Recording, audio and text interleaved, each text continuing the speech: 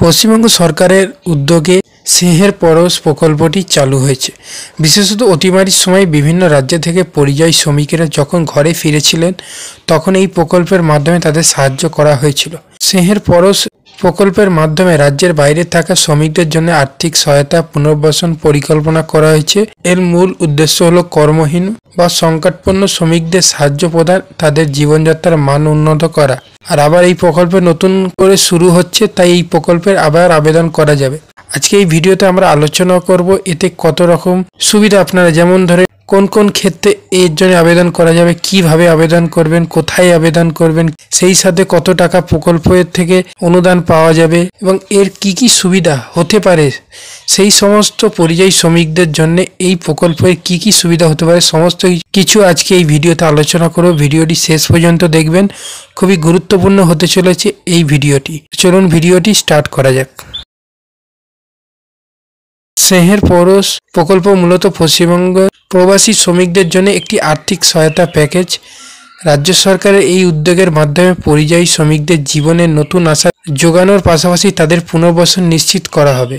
এর কিছু বৈশিষ্ট্য আছে, যেমন আর্থিক সহায়তা প্রদান।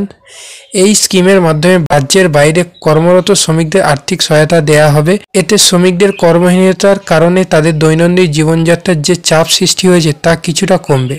কর্মসংস্থানের সুযোগ সৃষ্টি। রাজ্যের বাইরে কর্মরত শ্রমিকদের ফিরিয়ে আনা এবং নতুন কর্মসংস্থান সৃষ্টি করা এই স্কিমের অন্যতম লক্ষ্য, যার ফলে একদিকে বাংলার উন্নতি হবে, তার পাশাপাশি শ্রমিকরাও নিজেদের রাজ্যে বসেই কাজ পাবেন। স্বাস্থ্য ও সুরক্ষা। স্বাস্থ্য পরিষেবা প্রদানও সিংহের পরশ প্রকল্পের একটি গুরুত্বপূর্ণ দিক। আপৎকালীন পরিস্থিতিতে বিপদগ্রস্ত হয়ে পড়া শ্রমিকদের জন্য স্বাস্থ্য সুরক্ষার সুবিধা করা হবে।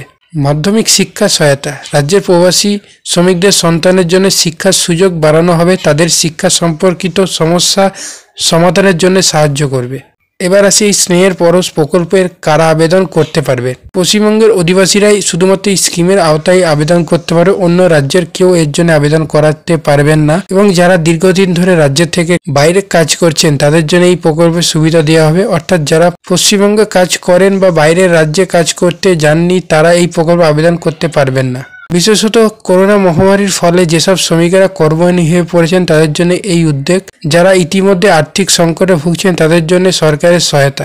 সিংহের পরশ প্রকল্পে আবেদন করার প্রক্রিয়া খুবই সহজ। অনলাইন ও অফলাইনের মাধ্যমে আবেদন করা যাবে। আবেদনকারী পশ্চিমবঙ্গের সরকারের ওয়েবসাইটে গিয়ে সরাসরি সিংহের পরশ প্রকল্পের আবেদন করতে পারবেন। এর জন্য আবেদন করার সময় আবেদনকারীকে কিছু মৌলিক নথি যেমন আধার কার্ড, শ্রমিক হিসাবে নিবন্ধন, রেশন কার্ড ইত্যাদি জমা দিতে হবে। এই স্কিমের আবেদন প্রক্রিয়া স্মার্টফোনও দিয়েও সহজে করা যাবে, অর্থাৎ নিজের মোবাইল থেকে ইন্টারনেট সংযোগ করে সহজেই আবেদন করতে পারবেন। এই প্রকল্পে কি কি সুবিধা পাবেন। করোনা মহামারীর পর রাজ্য থেকে বাইরে যারা বহু শ্রমিক কর্মহীন হয়ে পড়েছেন তাদের জন্য এই স্কিম একটি বড় সহায়তা। বিশেষ করে যারা নিয়মিত আয় করতে পারেননি তারা এই সহায়তার মাধ্যমে জীবিকা নির্বাহ করতে পারবেন। রাজ্যে ফিরিয়ে এনে বিভিন্ন পেশায় পুনর্বাসন সুযোগ দেওয়া হবে।